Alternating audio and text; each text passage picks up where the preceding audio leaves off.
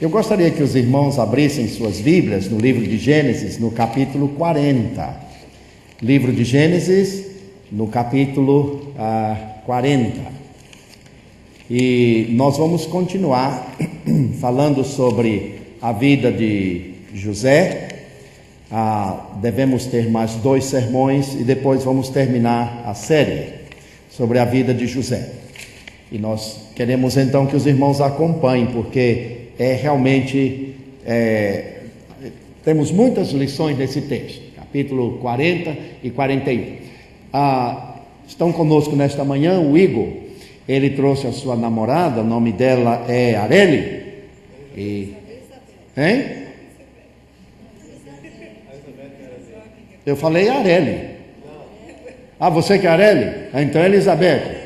Areli. Mas vocês, me fizeram confusão. Perguntei a você, quem é sua namorada? Você falou Areli. Então eu estou trocando de namorada? Muito bem. Então, Areli é a irmã, e a irmã Areli, a irmã é da Igreja Batista Betânia, em João Pessoa. Em João Pessoa. Muito bem. E então a outra Elizabeth que está conosco, né, Elizabeth? Muito obrigado pela sua presença, viu? Muito bom ter vocês conosco nesta manhã. Nós vamos ver aqui o capítulo 40 e 41. No capítulo 40, nós falamos domingo passado, José na prisão, inocente. Ele passou 2 anos na prisão. 2 anos na prisão. E naquela ocasião que ele estava na prisão, vocês se lembram do domingo passado, nós falamos que ele interpretou 2 sonhos. O sonho do copeiro e o sonho do padeiro. O copeiro era aquele que tomava conta, era responsável por dar a Faraó o copo, antes que Faraó tomasse o vinho, o seu refresco, a sua coca, o que fosse. Então o copeiro provava. Se tivesse envenenado, o copeiro morria primeiro, né? E então salvava a vida de Faraó. Essa era a responsabilidade dele. O padeiro, então, tinha responsabilidade ali na cozinha. E eles 2, não sei, a Bíblia não diz, mas certamente fizeram alguma coisa que não agradou a Faraó e foram presos. Os 2 foram presos. Quando eles foram levados à prisão, lá estava José. E a Bíblia diz que José foi colocado para servir esses 2. Então, não eram 2 presos comuns. E José, então, assistia a esses presos. E a Bíblia diz que José interpretou os 2 sonhos que eles tiveram. Cada um teve um sonho, e segundo a interpretação, o copeiro foi restituído ao seu cargo, e o padeiro, ele foi enforcado, como José havia interpretado o sonho. Mas José fez um pedido ao copeiro. Ele disse: olha, eu queria que você lembrasse de mim quando você for restituído ao seu cargo, porque eu estou aqui inocente, eu não cometi erro, eu não fiz nada que pudesse agravar a ninguém, e eu estou aqui inocente. E a Bíblia diz uma coisa muito clara, que o copeiro esqueceu-se completamente de José. Recebeu a bênção, foi abençoado, ficou feliz, foi restaurado, mas se esqueceu completamente de José.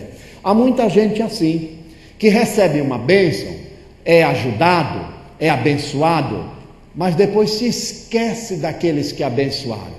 Não diz uma palavra, não manda um cartãozinho, não fala nada, dá a impressão de que a pessoa recebeu a coisa, mas nem está aí.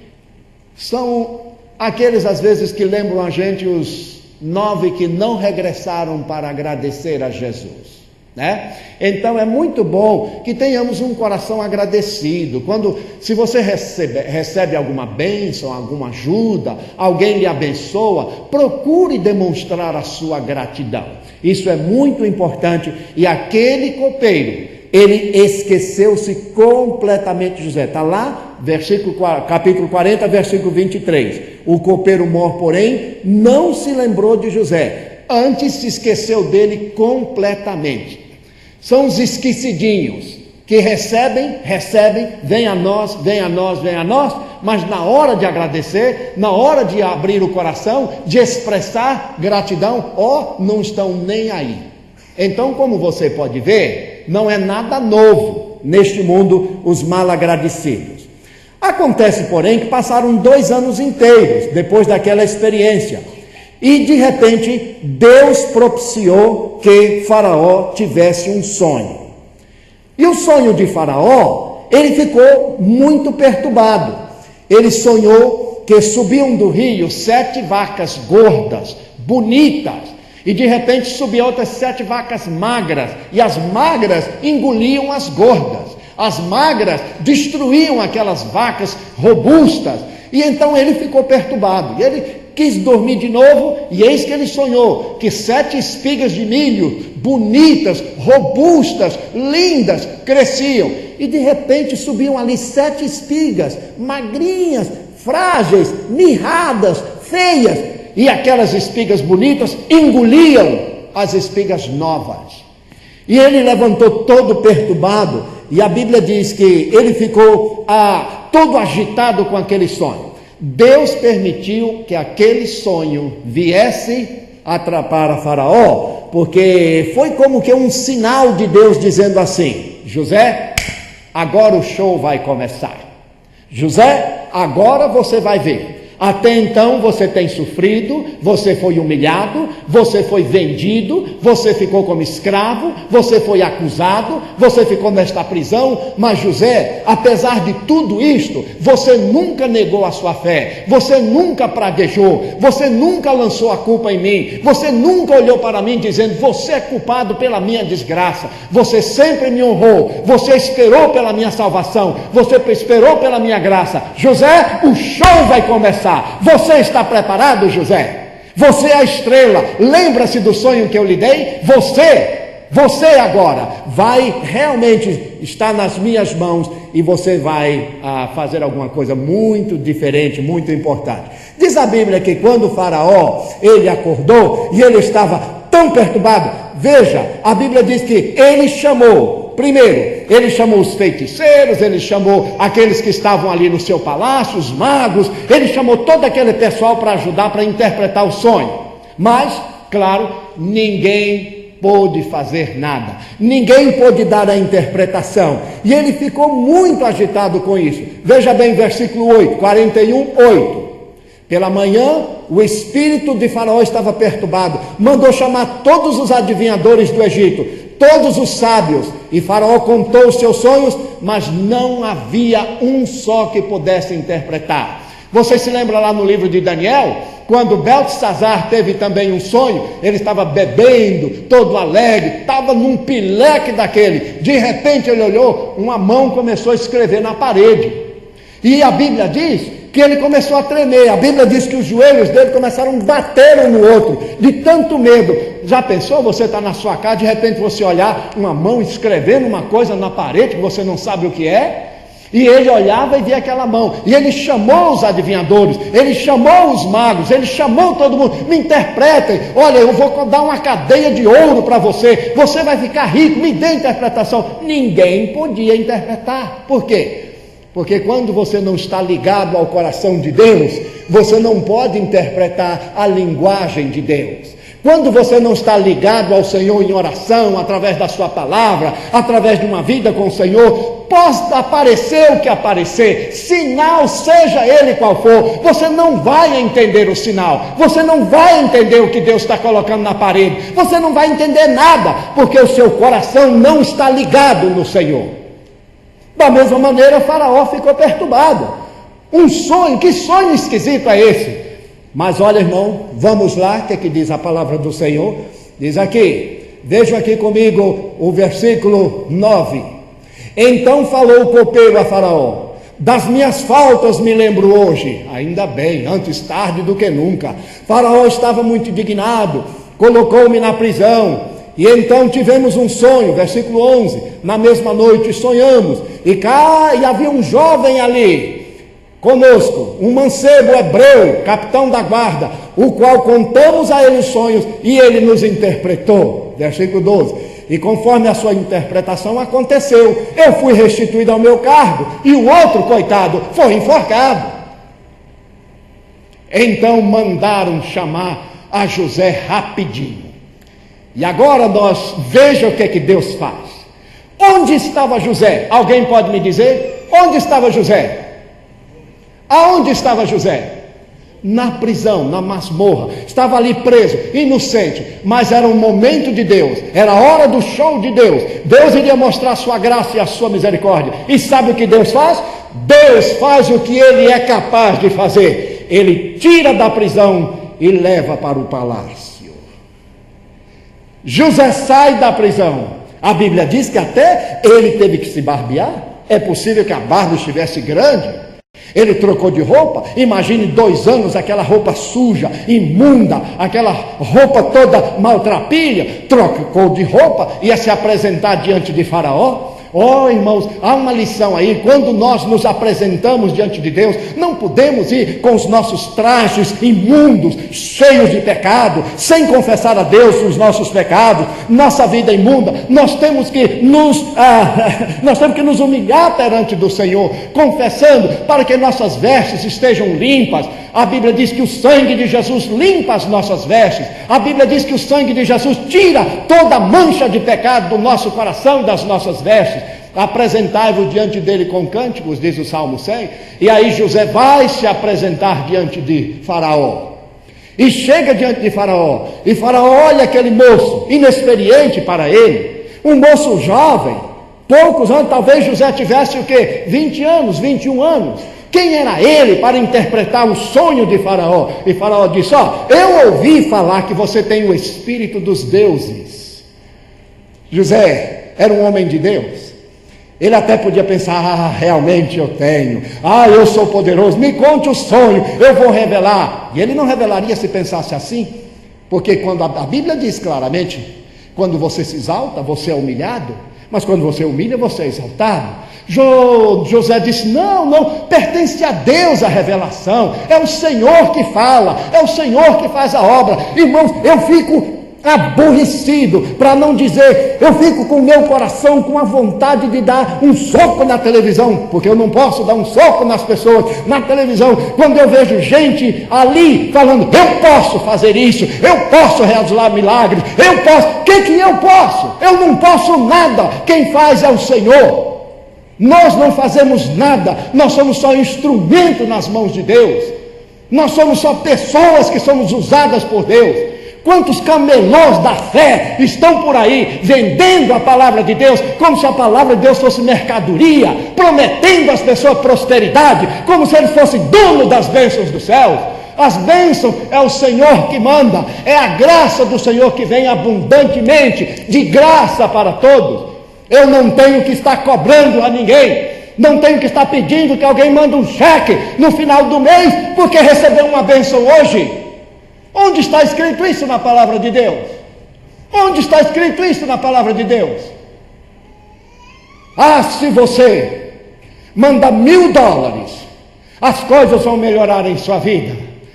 Eu sou assim, eu espero melhorar as coisas primeiro na minha vida, para depois pensar se vou mandar os $1.000. Por quê? Porque se não melhora, e não vai melhorar mesmo, de acordo com essas promessas que a gente ouve por aí, eu vou perder as duas coisas. O meu Deus, segundo a sua riqueza, diz a Bíblia, suprirá todas as vossas necessidades. É Deus quem supre, é Deus quem dá. Ele não me pede, Ele não me cobra, Ele não está dizendo que eu dar isso ou aquilo, Ele está dizendo: dá-me o teu coração, dá-me a tua vida, põe a sua fé em mim, confia em mim e deixe que o resto eu vou fazer. Essa é a atitude de Deus. Deus não está barganhando. Há muito crente que diz assim: eu vou à escola dominical, senão alguma coisa ruim vai me acontecer essa semana. Eu vou à igreja hoje, se não... Não, nada disso. Eu não tenho que ir adorar a Deus para receber. Eu tenho que adorar a Deus porque o meu coração sente alegria estar diante do Senhor, louvando a Ele. Me dê Ele ou não as suas bênçãos, eu estou diante dEle para louvá-lo. E essa é a atitude de José. Ok, José então chama, vai ali a Faraó. Faraó disse, versículo 15, olha aí: tive um sonho, não há quem interprete. De ti, porém, ouvi que você pode interpretá-lo. Respondeu José: isso não está em mim, não. Que isso? Deus é quem dará a resposta a Faraó. Então Faraó contou a José o sonho. Ele repetiu todo o seu sonho. E José então olhou para Faraó e disse: Faraó, o seu sonho é um só. Tanto as vacas gordas que subiram, e as magrinhas, as espigas bonitas e as outras mirradas, é um só. Eu vou lhe dizer o que vai acontecer. Serão 7 anos de fome. Eis que a palavra de Deus diz: eis que virá uma grande fome sobre a terra do Egito. 7 anos de fome. Primeiro, vai haver muita fartura, muita colheita. Depois, vão se seguir 7 anos de fome, de muita fome. Irmãos, lá vem ele dizer a Faraó o recado de Deus. Veja como Deus trabalha. Primeiro, Deus tirou ele da prisão e coloca ele no palácio. Agora Deus coloca na boca de José a interpretação do sonho. Antes, pela providência de Deus, o Senhor já havia usado o copeiro para relembrar do seu erro. Agora o Senhor está trabalhando. E José então disse: Faraó, eu tenho um plano, o plano de Deus para salvar a terra do Egito e salvar a você. Irmãos, Deus não somente envia uma provação, como Deus também providencia o resgate. É impressionante ver a atitude de Deus, né? Vem a provação, mas o resgate é em seguida. Aqui diz José: eis o plano que eu gostaria de colocar diante de você. Primeiro, que Faraó recolha 20% de toda a plantação. 20% você vai recolher e você vai colocar num celeiro. Essa plantação, essa boa estiagem, essa produção de 7 anos, você vai colocar aí no celeiro. Depois, você vai estocar isso aí para o povo, para quando chegar a fome. Veja o plano de José: 20% de tudo você guarda, o resto você dá para o povo comer, mas vamos guardar, vamos estocar. Na hora da fome, a gente começa a distribuir. E mais um conselhinho: eu sei, Faraó, que conselho e água a gente só dá para quem pede, mas você me pediu para vir aqui, eu estava na prisão, então lá vai mais um conselhinho para você.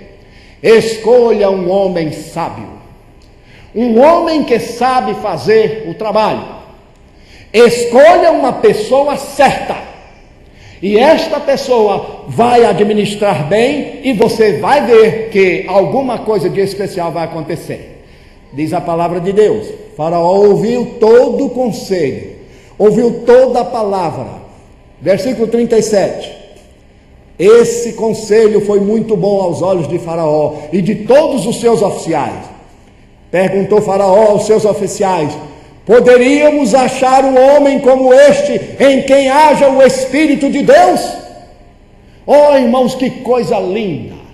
Um homem como Faraó, que não conhecia Deus, nunca ouvira falar de Deus, testemunha olhando para José. Poderíamos encontrar um homem que tem o Espírito de Deus como este? Vocês sabem de alguém? Vocês conhecem alguém? Não havia em todo o reino um homem como José, porque Deus estava com ele. Oh, eu fico imaginando. Já pensou se você pudesse ouvir alguém dizer: poderia encontrar na igreja, em Bedford, em Dallas, em Texas, um homem que tem o Espírito de Deus? Nós temos encontrado muita gente com o Espírito de Deus, mas temos encontrado muita gente com outro espírito, e outros com tristeza, alguns até com espírito de porco. Mas sabe, José mostrou a sua humildade diante de Faraó, e Deus abençoou a José. E agora, irmãos, acontece alguma coisa diferente. Vamos lá no versículo 37, que diz que o parecer foi bem, agradável. Versículo 39, disse Faraó a José: porquanto Deus me fez saber tudo isto, ninguém há tão entendido como tu. Tu estarás sobre a minha casa, isto é, você vai mandar, e por tua voz se governará todo o meu povo. Somente no trono eu vou ser maior do que você. Oh, meus irmãos, como Deus faz. Da prisão para agora primeiro-ministro da terra do Egito, para governar. Um hebreu, nem egípcio era, um hebreu, sobre a terra. Ninguém vai fazer nada, ninguém vai dizer nada, ninguém vai mover nada sem a tua palavra. Só no trono eu vou ser maior do que você. Depois de mim é você, José. E agora, Deus então diz: José, o show não terminou.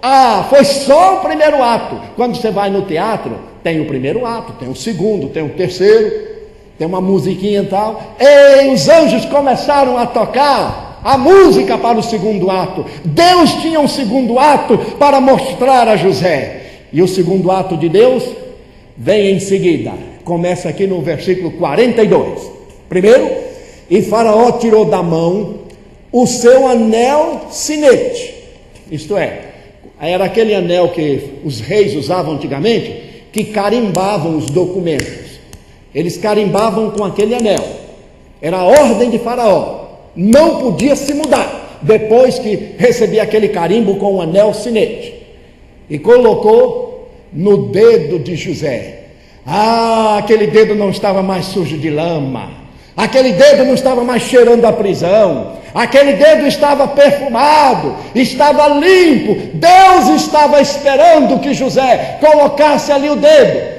Ponha, José, o seu dedo. Mostre a Faraó que você é o homem que eu tenho escolhido. Coloque, Faraó, o anel no dedo do meu filho José. E lá vai Faraó colocar o anel no dedo de José. E mais, vamos lá lendo. Vestiu de um traje de fino linho.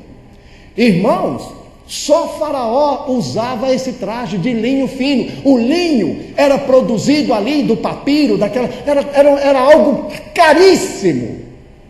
Vestiu José de linho fino. E mais, ele pôs no pescoço um colar de ouro.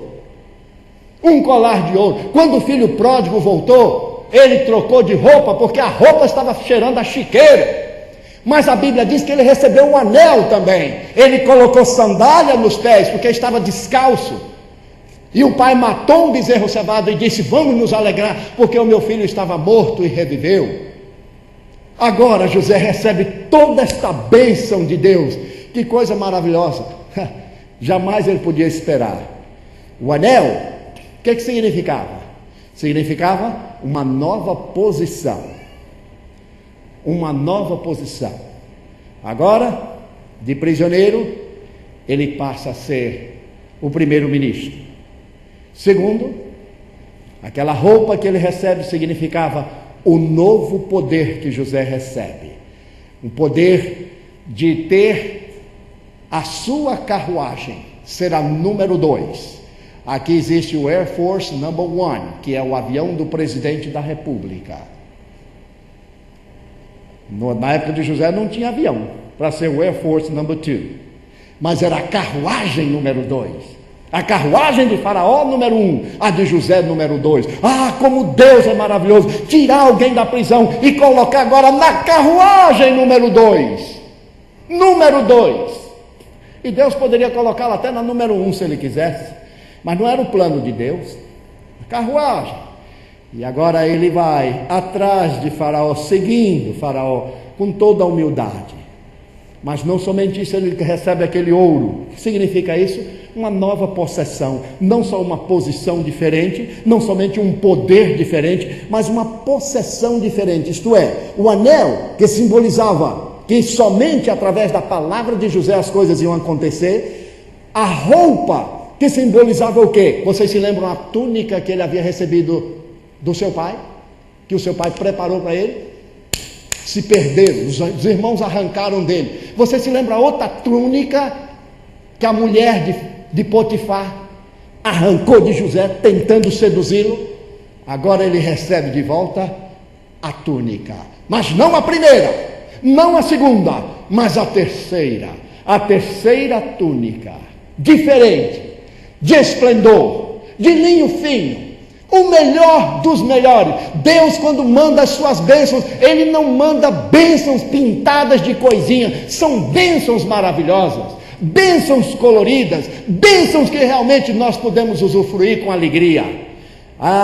Ele recebe aquela túnica que simbolizava toda a estima e a consideração.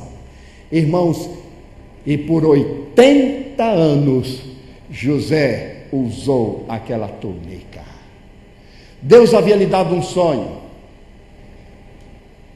que 11 estrelas, o sol e a lua iam se inclinar diante de José.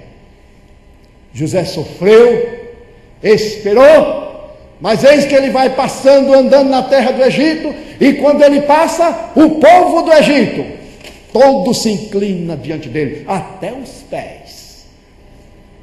Para José isso não era nada. E domingo que vem vocês vão ver o que aconteceu quando os irmãos dele chegam, sem saber que José agora era o governador de toda a terra do Egito, sem saber que o Deus havia mudado os planos, sem saber que Deus havia colocado ele o segundo em toda a terra. E lá vem os irmãos, cada um com a sua sacolinha vazia, querendo comprar alguma coisa no Egito, porque estavam com fome. E lá vem eles, e quando eles chegam, e olha aquele governador, olha aquele homem todo paramentado, aquele homem que tinha um rosto simples, mas estava revestido de autoridade. Eles chegam e a Bíblia diz que os irmãos deles se inclinam diante de José, cumprindo o que Deus havia dito a José antes do seu Calvário. Quando Deus diz alguma coisa, ainda que você passe por um Calvário, Deus nunca vai deixar de cumprir a sua palavra. Fui moço, hoje sou velho, dizia Davi, nunca vi o justo desamparado, nem a sua descendência mendigar o pão. Deus não falha, Deus cumpre a sua palavra. E meus irmãos, essa corrente de ouro fala muito do que nós vamos receber do Senhor como galardão. No mundo tereis aflições, disse Jesus, mas tende bom ânimo. A Bíblia diz, ser fiel até a morte, dar-te-ei a coroa da vida. Vamos passar tribulações, tristezas, dificuldades, choramos amargamente, famílias que sofrem, quando coisas como aconteceu 10 anos atrás se passam, mas o Senhor não nos abandona, o Senhor não nos deixa, Ele sempre está conosco. Lembremos-nos de José, lembremos-nos do que aconteceu com ele, e como Deus o tirou da prisão e o colocou em um palácio. Feche os seus olhos. Senhor, como é bom pensar que o Senhor é capaz de transformar as nossas vidas, tirando-nos do nada e fazendo-nos alguma coisa, permitindo que deixemos de ser ninguém para nos tornarmos alguém, colocando, Senhor, sapatos em nossos pés descalços, amparando-nos com a Tua graça e com a Tua misericórdia.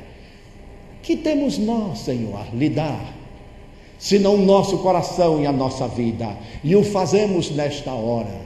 Senhor, que a semelhança de José, tenhamos a humildade no momento da provação e do sofrimento, e que saibamos esperar, confiados de que o choro pode durar a noite inteira, mas a alegria virá pela manhã. Por isso nós oramos e te suplicamos essas bênçãos, em nome de Jesus. Amém. Amém.